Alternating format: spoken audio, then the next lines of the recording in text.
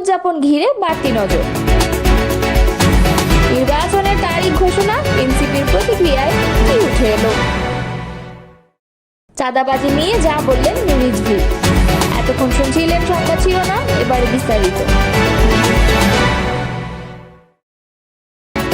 দীর্ঘ 17 বছর পর নিজ গ্রামে ভাদেরায় ঈদ করবেন সাবেক স্বরাষ্ট্র প্রতিমন্ত্রী মোহাম্মদ লুৎফুজ্জামান বাবর।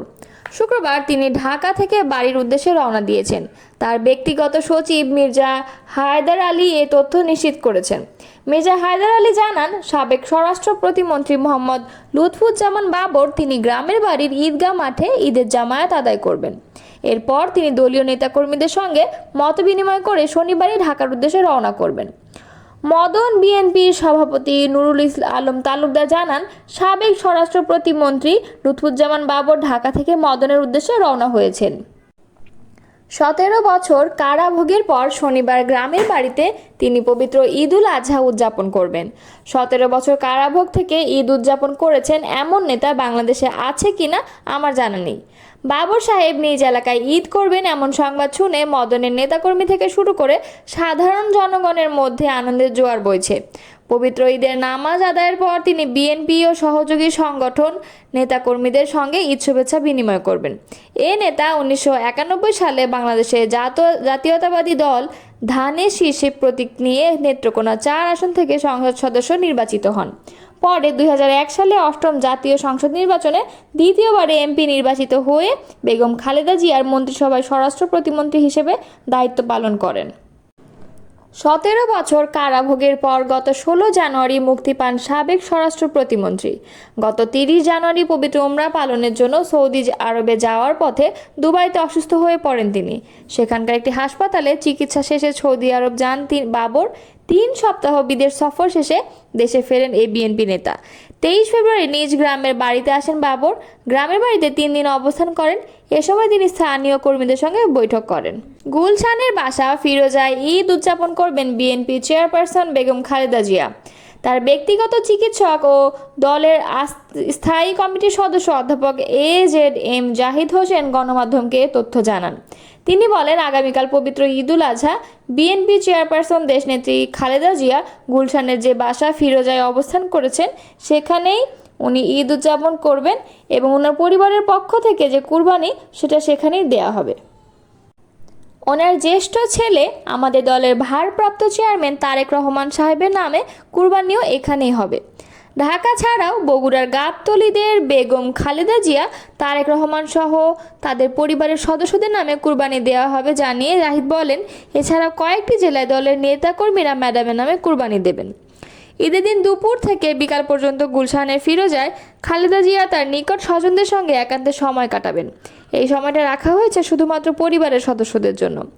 জাহিদ বলেন, ওনার মেজ বোন সেলিনা রহমান, ছোট ভাই শামীম ইস্কান্দার সহ তাদের পরিবার এবং ম্যাডামের ঘনিষ্ঠ নিকট আত্মীয় স্বজন যারা ঢাকা ঈদ করেছেন তারা মূলত ফিরোজায় এসে ম্যাডামের সঙ্গে ঈদের শুভেচ্ছা বিনিময় করবেন এবং ম্যাডাম তাদেরকে সময় দেবেন। দুপুরের খাবার উনি স্বজনদের নিয়েই খেতে চেয়েছেন। রাতে দলের মহাসচিব মির্জা ফখরুল ইসলাম আলমগীর সহ স্থায়ী কমিটির সদস্যগণের সঙ্গে গুলশানের ফিরোজা ঈদের শুভেচ্ছা মিটিং বিনিময় করবেন খালেদা জিয়া। বিএনপি স্থায়ী কমিটির সদস্য AZM জাহিদ বলেন, এখানে মনে রাখতে হবে ওনার যে জ্যেষ্ঠ সন্তান বিএনপির ভারপ্রাপ্ত চেয়ারম্যান তারেক রহমান সাহেব, ওনার অ্যাকচুয়ালি ঈদ হচ্ছে 6 জুন, মানে আজকে শুক্রবার লন্ডনে ঈদুল আজহা উদযাপন হচ্ছে। ইতোমধ্যে তারেক সাহেব দলের নেতাকর্মীদের সঙ্গে ঈদগাহে ঈদের নামাজ আদায় করেছেন। ভারপ্রাপ্ত চেয়ারম্যানের সঙ্গে ওনার সার্বক্ষণিকভাবে যোগাযোগ আছে। সেই অনুযায়ী ছেলের সঙ্গে মায়ের শুভেচ্ছা বিনিময় বা ওনাদের মধ্যে যে ঈদ আনন্দ ভাগাভাগি করে নেওয়া সেটা ওনাদের মতো করে নিয়েছেন। শুক্রবার সকালে লন্ডন থেকে তারেক রহমান টেলিফোনে মাকে ঈদ মোবারক জানিয়েছেন এবং পুত্রবধূ ও নাতনিদের সঙ্গেও কথা বলিয়েছেন খালেদা জিয়াকে। আগামী এপ্রিলের প্রথমার্ধে যে কোনো দিন জাতীয় নির্বাচন হবে বলে ঘোষণা দিয়েছেন অন্তর্বর্তী সরকারের প্রধান উপদেষ্টা অধ্যাপক ডক্টর মোহাম্মদ ইউনূস। এরপরই নির্বাচনের তারিখ নিয়ে নিজেদের বক্তব্য জানিয়েছে জাতীয় নাগরিক পার্টি। শুক্রবার এনসিপির সদস্য সচিব আক্তার হোসেন দলের পক্ষ থেকে গণমাধ্যমের কাছে এ বক্তব্য তুলে ধরেন। তিনি বলেন, আমরা প্রত্যাশা করেছিলাম জুলাই সনদ ও জুলাই ঘোষণাপত্রের আনুষ্ঠানিকতা শেষে জাতীয় নির্বাচনের সময়সীমা নিয়ে অন্তর্বর্তী সরকার দিক থেকে সুনির্দিষ্ট বক্তব্য আসবে।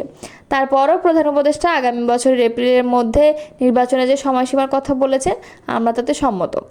এনসিপি নেতা বলেন, যদি এ সময়কালের মধ্যে জুলাই সনদ, জুলাই ঘোষণাপত্র ও সংস্কার বাস্তবায়নের ব্যাপার কার্যকর পদক্ষেপ নেওয়া হয় তাহলে ঘোষিত সময়ে নির্বাচনের বিষয়ে আমাদের পক্ষ থেকে কোনো আপত্তি নেই। জুলাই গণ অভ্যুত্থানের নেতৃত্ব দেয়া তরুণদের উদ্যোগে গঠিত রাজনৈতিক দল এনসিপি বিভিন্ন সময়ে একই সঙ্গে জাতীয় নির্বাচন ও গণপরিষদ নির্বাচন দাবি করেছে। জাতীয় নির্বাচনের আগে স্থানীয় সরকার নির্বাচনের দাবিও জানাতে দেখা গেছে দলটিকে।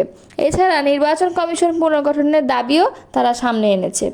বিএনপি সিনিয়র যুগ্ম মহাসচিব রুহুল কবির রিজভী বলেছেন, দিন দিন চাঁদাবাজি ও ছিনতাই বাড়ছে। পুলিশ এখন প্রোঅ্যাক্টিভ নয়, ঢাকা মহানগর ছিনতাইয়ের অভয়ারণ্যে পরিণত হয়েছে। মোহাম্মদপুর, মিরপুর যেন ছিনতাইয়ের মহারাজ্য। শুক্রবার দুপুরে নয়াপল্টনে বিএনপির কেন্দ্রীয় কার্যালয়ের সংবাদ সম্মেলনে এসব কথা বলেন তিনি। রিজভী বলেন, জনগণ চায় আইনের শাসন, 3 বেলা খাবারের নিশ্চয়তা। মানুষ আশা করেছিল অন্তর্বর্তী সরকারের আমলে শান্তিতে থাকবে, ভোগান্তি কমবে, কিন্তু গত 3 দিনে মহাসড়কে যানবাহন আটকে গেছে। কোনো সড়কে 20 থেকে 25 কিলোমিটার যানজট। এর পাশাপাশি রয়েছে অতিরিক্ত ভাড়া আদায় ও চাঁদাবাজি। তিনি বলেন, সরকার আগে থেকে ব্যবস্থা নিলে সড়কে এমন দুর্ভোগ হতো না। সরকারে যদি আন্তরিকতা থাকে তাহলে কেন দুর্ভোগ কমছে না? বিএনপির এই নেতা বলেন, নির্বাচিত নয় বলেই অরাজকতা, অস্থিরতা এ সরকারের নিয়ন্ত্রণে নেই। ভারত বাংলাদেশ সম্পর্ক নিয়ে রিজভী বলেন, ভারতের সঙ্গে বাংলাদেশের সম্পর্ক বৈরিতা তৈরি হয়েছে। প্রতিদিন বিদেশিদের বাংলাদেশি বলে পুশিং করছে ভারত। জোর করে ঠেলে পাঠানো হচ্ছে বাংলাদেশে। ভারতীয় নাগরিকদের জোর করে বাংলাদেশে পাঠাচ্ছে। ভারত বাংলাদেশ সহ প্রতিবেশীদের সঙ্গে ভালো সম্পর্ক রাখতে চায় না। পুশিং করা বাণিজ্য নিষেধাজ্ঞায় তা প্রমাণ করে। বাংলাদেশের সরকার নিশ্চুপ কেন? জনমনে সেই প্রশ্ন উঠেছে। ঈদের আগে অনেক কারখানায় শ্রমিকদের বেতন বোনাস পরিশোধ করা হয়নি উল্লেখ করে বঞ্চিত শ্রমিকদের ন্যায্য পাওনা বুঝিয়ে দিতে সরকারের প্রতি আহ্বান জানান রিজভী।